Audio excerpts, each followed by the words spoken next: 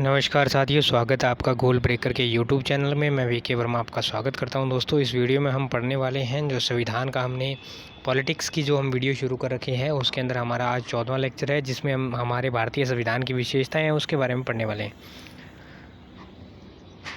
तो चलिए दोस्तों, वीडियो को शुरू करते हैं। उससे पहले जितने साथी चैनल पर नए हैं वो चैनल को सब्सक्राइब कर लीजिए और बेल आइकन को ऑल में प्रेस कर लीजिए ताकि वीडियो बनते ही आपके पास नोटिफिकेशन पहुँच सके। दोस्तों, ये हमारे संविधान की विशेषताएं। क्या क्या विशेषताएं हैं, मैंने इसके अंदर सबसे जो सारा कुछ है वो लिखा हुआ है। सबसे पहले तो अगर बात करें तो हमारे भारत का जो संविधान है वो लिखित संविधान है और सबसे लंबा हम संविधान इसको कह सकते हैं। सबसे लंबा या सबसे बड़ा संविधान हमारा भारत का जो संविधान है वो है। ठीक है, दुनिया में ऐसा इतना लंबा विस्तृत लिखा हुआ संविधान किसी भी देश के पास नहीं है। लिखे हुए संविधान आपको बहुत मिलेंगे। बहुत सारी कंट्री ऐसी है जिनका संविधान लिखा हुआ ही नहीं है, उनका संविधान वर्बली भी है, और बहुत सारी ऐसी कंट्री है जिनका लिखा हुआ है, लेकिन भारत जितना लंबा और लिखा हुआ संविधान किसी भी कंट्री का नहीं है। दूसरा टॉपिक मेरे पास यहाँ पे आता है कि बाहरी एवं अंदरूनी स्रोत। बाहरी एवं अंदरूनी स्रोत से मतलब यह है कि हमारे संविधान के अंदर अंदरूनी भी स्रोत बहुत सारे लिए गए हैं और बाहरी भी स्रोत बहुत सारे लिए गए हैं। अगर मैं बाहरी स्रोत की बात करूँ तो जैसे कि हमने जो संसद प्रणाली है वो हमने ब्रिटेन से ली है। राज्य के नीति निर्देशक सिद्धांत है वो हमने आयरलैंड से ले लिए, और कुछ एक हमने जो न्यायपालिका वगैरह है जैसे हमने ब्रिटेन से उससे ले लिए, यूएसए से, ऑस्ट्रेलिया, अमेरिका से ले लिए। और ऐसी बहुत सारी चीज़ें हैं जो हमने अलग अलग कनाडा से, ऑस्ट्रेलिया से, कई कंट्री जो हैं हमने यूज़ करके लिए। और अंदरूनी की अगर हम बात करें तो जो हमारा भारत शासन अधिनियम आया था 1935 में, 1935 में जो भारत शासन अधिनियम आया था, उसमें से हमारे भारत के जो संविधान के स्रोत हैं उसके अंदर से बहुत सारे स्रोत हमने जो है वो लिए हैं। तो इसका मतलब हम ये कह सकते हैं कि जो हमारा संविधान है वो अंदरूनी भी है और बाहरी भी है, यानी कि हमने दोनों चीज़ों को यूटिलाइज़ करके अच्छे से लिया गया है ताकि जो भी हमारे जनता हो उसके लिए सुविधा हो। नंबर 3 पे हमारे पास ये आता है नम्यता एवं अनम्यता का मिश्रण। नम्यता और अनम्यता से आप तात्पर्य यही लगा सकते हैं कि जो लचीलापन और कठोरता हमारे संविधान में देखी जाती है वो बहुत है। अगर लचीलेपन की मैं बात करूं तो लचीलापन संविधान में इस तरह का है कि संविधान को बहुत जल्दी उसके अंदर संशोधन किए जा सकते हैं। ठीक है, और उसी में अगर हम जो है संशोधन की बात करें तो आपको पता ही है कि 2/3 बहुमत पास करके संशोधन हम कर सकते हैं। ठीक है, और उसी में अगर मैं बात करूं तो कठोरता की बात करें तो उसके साथ साथ कई ऐसे संशोधन करने पड़ते हैं या बिल पास करने पड़ते हैं जिनके अंदर आपको आधे से ज़्यादा राज्यों की मंजूरी की ज़रूरत होती है, यानी कि 50% राज्य जो हैं स्टेट गवर्नमेंट्स की आपको मंजूरी की ज़रूरत होती है, तभी आप संसद से पास किए हुए संविधान जो आपका प्रस्ताव है उसको पास कर सकते हो। तो ये हमारी कठोरता को यहाँ दिखाता है। अब बात करते हैं एकल नागरिकता। जो हमारा संविधान है वो संविधान कहता है कि भारत के अंदर एकल नागरिकता होगी, जो कि हमने जो ब्रिटेन का संविधान है वहाँ से हमने इसको उठाया, वहाँ से लिया है। एकल नागरिकता से मतलब ये है कि पहले जैसे हमारे भारत में क्या था, जो जम्मू एवं कश्मीर था, JNK, वहाँ पे क्या था, दोहरी नागरिकता हुआ करती, यानी कि वहाँ के लोगों के पास जम्मू का रेजिडेंस का सर्टिफिकेट अलग हुआ करता था और भारत का सर्टिफिकेट अलग हुआ करता था। लेकिन अब ऐसा नहीं है। 2019 से, पिछले से आपने देखा होगा, 1 साल के करीब हो गया, 5 अगस्त 2019 की बात है शायद, तब उसको 370 को प्रभावी रूप से उसका प्रभाव ख़त्म कर दिया गया है। तो वहाँ की जो सारे हैं वो टोटल के जितने अधिकार हैं वो भारत सरकार के जितने दूसरे राज्यों को अधिकार मिलते हैं या दूसरे राज्यों के इक्वल वो जम्मू एंड कश्मीर को अपडेट किया जाता है, यानी कि वहाँ पे अब भारत की नागरिकता ही चलती है और जितने भी अधिकार हैं वो भारत के। तो इस तरह से भारत की हर एक स्टेट के अंदर एकल नागरिकता है। सिर्फ आपके पास भारत का रेजिडेंस हो गया, यानी कि आप भारतीय नागरिक, ये नहीं कि आपके पास सिर्फ अलग डिस्ट्रिक्ट का है या अलग स्टेट का है, तो ऐसा नहीं है। सिर्फ भारत की नागरिकता है, मैं भारतीय हूँ, आई एम इंडियन, तो ऐसा आप सब जगह बोलते हैं। लेकिन कुछ एक कंट्री ऐसी है, जैसे अब मैं एग्ज़ाम्पल लूँ तो यूएसए की लगभग 50 राज्य मिल करके यूएसए को बनाते हैं, लेकिन उन राज्यों का सभी का अलग अलग फ्लैग है, सभी की अलग अलग भाषाएं हैं, सभी का अलग अलग जो रेजिडेंस है वो अलग अलग, यानी कि ईच एंड एवरीथिंग उनकी हर एक चीज़ अलग अलग है, किसकी, यूएसए के हर एक राज्य की, और उनके ऊपर कोई मनमानी नहीं कर सकता। वो सिर्फ मिलके यूएसए को बना रहे हैं।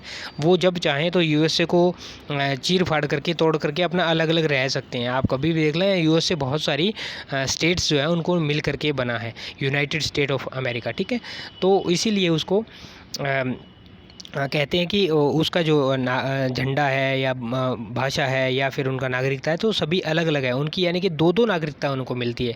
उनको पहले अपनी स्टेट की नागरिकता, फिर यूएसए की नागरिकता। भारत में ऐसा नहीं है, भारत को आप सिर्फ भारत सरकार की नागरिकता आपको मिलती है। नेक्स्ट हमारा जो आता है उसमें जो हमारा संविधान है उसमें मौलिक अधिकारों की बात की गई है। मौलिक अधिकार जो होते हैं वो किसी भी नागरिक के लिए बहुत ही एक महत्वपूर्ण विषय रहता है, जो कि हमारे संविधान निर्माताओं ने इसको बहुत ही अच्छे तरीके से हमें दिया है। जब हमारा संविधान शुरुआत में बना था तो उसके अंदर क्या था, जो मौलिक कर्तव्य अधिकार जो हमारे थे वो 7 थे। अभी जो मौलिक अधिकार है उसके अंदर 6 हैं। आप मुझे ये बताना कि जो 7वां अधिकार है उसको कौन सा है और कब उसको निकाला गया था, और उसको जो अधिकार है उसको बाहर निकाल दिया गया था। ठीक है, अब आगे आता है राज्य के नीति निर्देशक तत्व। दोस्तों इनको पढ़ने के लिए एक वीडियो अलग से बनेगा। मौलिक अधिकारों के लिए एक अलग वीडियो, राज्य के नीति निर्देशक तत्व के लिए अलग वीडियो और मौलिक कर्तव्य के लिए अलग वीडियो। ठीक है, ये मैं आपको सिर्फ संविधान की विशेषता है तो इसलिए इसमें मोटा माटी बताने की कोशिश कर रहा हूँ। राज्य के नीति निर्देशक तत्व हमने आयरलैंड से लिए हैं, और जो नीति निर्देशक तत्व है वो राज्य का एक फ़र्ज बनता है। राज्य इसके लिए मजबूर नहीं है, ऐसा कोई ज़रूरी नहीं है कि राज्य को ऐसा करना ही करना है। ये एक राज्य का फ़र्ज बनता है कि वह अपने जो जितने भी राज्य के निवासी हैं उनके लिए इस तरह की व्यवस्था करे कि उनको कोई तकलीफ़ ना हो, लेकिन उसके लिए उसको राज्य को मजबूर नहीं किया जा सकता। ठीक है, और ये नीति निर्देशक तत्व अगर हर एक राज्य लागू कर दें तो आप धरती पे ही स्वर्ग बन जाएगा, और हमारे देश के अंदर इस तरह का माहौल हो जाएगा कि आप यकीन नहीं करोगे कि ये जो इंडिया है क्या वही इंडिया है जिसे हम पीछे सोने की चिड़िया कहा करते थे। तो वही हमारा देश है, वही बन जाएगा, लेकिन इसको इतना राज्य सरकारें महत्व नहीं देती। अब आते हैं मौलिक कर्तव्य। जब सरकार ने कुछ अधिकार दिए नागरिकों को तो वहाँ उनके कुछ कर्तव्य भी बताए गए हैं। तो ये कर्तव्य जो है हमारे मौलिक 11 कर्तव्य हैं। इसके अंदर बहुत सारी अच्छी अच्छी बातें जो है वो लिखी गई हैं।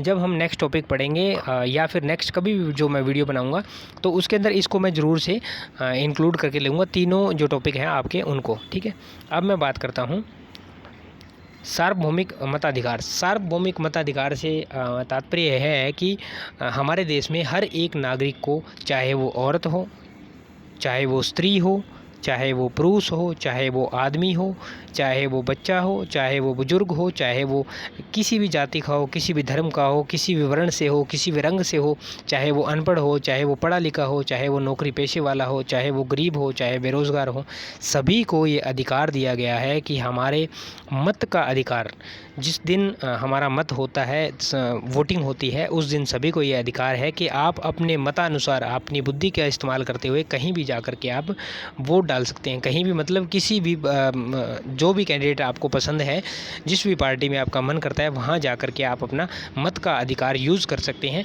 तो ये बहुत ही अच्छी बात है। ये भारतीय संविधान की एक विशेष, मैं कहूँगा बहुत ही महत्वपूर्ण विशेषता है। अच्छा, कुछ एक बातें जो सार्वभौमिक मताधिकार के बारे में है। जो संविधान में शुरू में मत डालने की आयु थी वो 21 वर्ष की थी, लेकिन बाद में जो 61वां संविधान संशोधन हुआ उसके अंदर घटा करके इस आयु को 18 वर्ष कर दिया गया। तो ये क्वेश्चन एग्ज़ाम के अंदर आपको मिल सकता है। अब बात करते हैं स्वतंत्र एवं निष्पक्ष न्यायपालिका। जो भारत की न्यायपालिका है जिसकी हम बात करते हैं, उसके ऊपर ना तो किसी संसद का दबाव है, ना किसी राज्य विधानमंडल का दबाव है। ठीक है, किसी भी राज्य की विधानमंडल का उसके ऊपर कोई दबाव नहीं है। जो भी हमारी न्यायपालिका है, चाहे वो सेंट्रल गवर्नमेंट की हो, जिसे हम सुप्रीम कोर्ट कहते हैं, जो हमारा सर्वोच्च न्यायालय है, इसका मैंने वीडियो बना दिया है, जहाँ नहीं देखा तो देख लेना। चाहे हाई कोर्ट है, इसका भी मैंने वीडियो बना दिया है, इसको भी आप देख लेना। तो ये किसी के दबाव में काम नहीं करते, ये अपना जो न्याय है वो खुद के विवेकाधिकार पे सुनाते हैं। इनका खुद का विवेक होता है, खुद के फैसले लेते हैं तो सुनाते हैं। ये हमने अमेरिका से लिया है और ये बहुत ही अच्छा है। इसके अंदर क्या होता है, देखो इसकी कुछ एक इसकी खुद की 2 विशेषताएं मैं आपको गिना दूं। कार्यपालिका प्लस विधायिका को सजग करता है और न्यायिक सक्रिय बनाता है। यानी कि जो न्याय होता है उसके अंदर सक्रिय बनेगी, ऑटोमेटिक बनेगी, क्योंकि जब ये खुद निष्पक्ष है और स्वतंत्र है तो सक्रिय ऑटोमेटिक बनेगी। मान लीजिए आपके ऊपर किसी चीज़ का दबाव रहता है तो आप काम के अंदर 4 बार सोचोगे कि मैं इस काम करूँ या ना करूँ। लेकिन आपके ऊपर किसी कार्य का दबाव नहीं है, कोई प्रेशर नहीं है, आपको सोचना नहीं है, किसी से पूछना नहीं है, खुद को करना है, तो आप स्वतंत्र हो जाते हो और आपकी जो सक्रियता है, यानी कि आपके बॉडी का चलने का तरीका, काम करने का तरीका, उसके अंदर ऑटोमेटिक सुधार होता रहता है। आपकी बॉडी कर्मशील रहती है निरंतर। और दूसरा मैंने आपको बताया कार्यपालिका प्लस में विधायिका को सजग करता है। सजग ऑटोमेटिक करता है कि जो कार्यपालिका होती है और जो विधायिका होती है, विधायिका से मतलब जितने भी ये विधायिका के कार्य होते हैं, जैसे विधानमंडल है, विधान परिषद है, तो विधान परिषद और विधानसभा इसके अंदर आ गया, और कार्यपालिका के अंदर आ गया। तो ये क्या होता है, जो कानून वगैरह हमारे होते हैं उनके अंदर कार्य आ गया। तो इसमें क्या होता है, उनको सजग बनाता है। सजग इस तरह से बनाता है कि उनके कार्य को निरंतर करता रहता है, तो उसके अंदर एक जीवत्ता बनी रहती है। तो उस तरह से ये कार्य करता है। तो इसकी खुद की ही दो विशेषताएं अपने आप में बन जाती है। अब बात करते हैं नेक्स्ट जो हमारा है संसद शासन प्रणाली। जो संसदीय शासन प्रणाली हमारे देश में है वो भी बहुत अच्छी, जिसके अंदर मैंने आपको 2 टॉपिक पहले बता दिए हैं। अब ये विशेषता के अंदर आपको बहुत ही ईजिली समझ आएगा, जिसमें लोकसभा और राज्यसभा ये संसद के सदन है। प्लस में अगर इसको राष्ट्रपति मिला दिया जाए तो ये 3 संसद के अंग हो जाते हैं। प्रेसिडेंट, ठीक है, संसद के अंग। अगर आपसे संसद के अंग पूछे जाएं तो आप क्वेश्चन मार्क में ये तीनों आंसर करना। अगर आपसे संसद के सदन पूछे जाते हैं तो लोकसभा प्लस राज्यसभा आपको दोनों करने हैं, ठीक है। बहुत सारे बच्चे यहाँ कन्फ्यूज हो जाते हैं। संसद शासन प्रणाली ये हमने ब्रिटेन से ली, हमारे शासन बहुत ही अच्छी विशेषता है। विशेषता इसमें क्या है, विशेषता ये है कि लोग खुद का प्रतिनिधित्व चुन के भेजते हैं, वो उनके लिए कार्य करते हैं। राज्य खुद का प्रतिनिधित्व भेजते हैं राज्यसभा में, जिसे हम हाउस ऑफ कॉमन कहते हैं, हाउस ऑफ पीपल कहते हैं, और उसको हाउस ऑफ कॉमन कहते हैं। तो यहाँ भी लोगों को जो है वो अपना अधिकार है वहाँ पे अपने खुद के एक कैंडिडेट को भेजने का। उसके बाद बात करते हैं नेक्स्ट हमारा त्रिस्तरीय शासन प्रणाली। हमारा देश भारत एकमात्र ऐसा देश है पूरी दुनिया में जहाँ पे त्रिशासन प्रणाली है। त्रिस्तरीय कैसे, त्रिस्तरीय से मतलब है कि हमारे देश में केंद्र भी कार्य करती है, अपने स्तर पे करती है, राज्य सरकारें कार्य करती है, वो अपने स्तर पे करती है, और स्थानीय स्वशासन ये पंचायती राज की बात यहाँ की है, जिसके लिए गांधी जी ने बहुत ही महत्वपूर्ण जो है योगदान दिया है कि जब आप एक उस व्यक्ति तक उस ग्रामीण व्यक्ति तक आप अपने जो विशेषताएं हैं, जो यहाँ पे सेंटर के इस कुर्सी पे बैठी विशेषताएं उस ग्रामीण व्यक्ति तक नहीं पहुँचेगी, तब तक आप समझना कि आपका भारत है या आपका देश है तरक्की नहीं कर पाएगा। तो ये ये स्थानीय स्वशासन है, जिसे हम पंचायती राज भी कह सकते हैं। तो यहाँ से हमारा देश जो है वो त्रिस्तरीय काम करता है। लेकिन बाकी सभी कंट्रीज़ के अंदर, सभी की नहीं कहूँगा लेकिन कुछ एक कंट्रीज़ के अंदर क्या है, त्रिस्तरीय तो सिर्फ इंडिया के अंदर है। तो बाकी कंट्रीज़ के अंदर परिसंघ है, जिसके अंदर केंद्र काम करता है और राज्य काम करती है। बाकी ये स्थानीय स्वशासन वगैरह ऐसा कुछ नहीं है।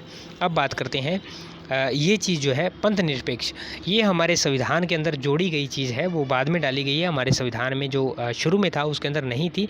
इसको हम बोलने में धर्मनिरपेक्ष बोलते हैं, लेकिन संविधान के अंदर ऐड इसको पंथ निरपेक्ष किया गया है। ये 42वां संविधान संशोधन 1976 में हुआ था, उसके अंदर इसको जोड़ा गया, जिसमें पंथ निरपेक्ष ये कहता है कि भारत का कोई धर्म नहीं है। पंथ निरपेक्ष से मतलब ये नहीं है कि हम किसी का विरोध करते हैं या किसी का विरोध नहीं करते। पंथ निरपेक्ष से मतलब यह है कि हमारा कोई धर्म नहीं है, चाहे जो लोग किसी भी धर्म को अपनाए, किसी भी धर्म में विश्वास करे, किसी भी धर्म को अपनाए, ठीक है। और ये जो प्रस्तावना हमारी है भारत का, जो फ्रंट पेज संविधान का लिखा हुआ है, पहले नंबर का पेज, जिसके ऊपर प्रस्तावना लिखी गई है, जिसमें बहुत सारी अच्छी अच्छी बातें लिखी गई हैं, ठीक है। तो उसके अंदर प्रस्तावना जो है उसका हिस्सा बनता है क्या, ये पंथ निरपेक्ष। आप जब भी कभी प्रस्तावना पढ़ते हैं तो उसके अंदर पंथ निरपेक्ष शब्द आता है, और भी कई सारे शब्द आते हैं। तो ये पंथ निरपेक्ष जो शब्द है वो 1976 में 42वां संविधान संशोधन हुआ था, उस वक्त में जोड़ा गया है।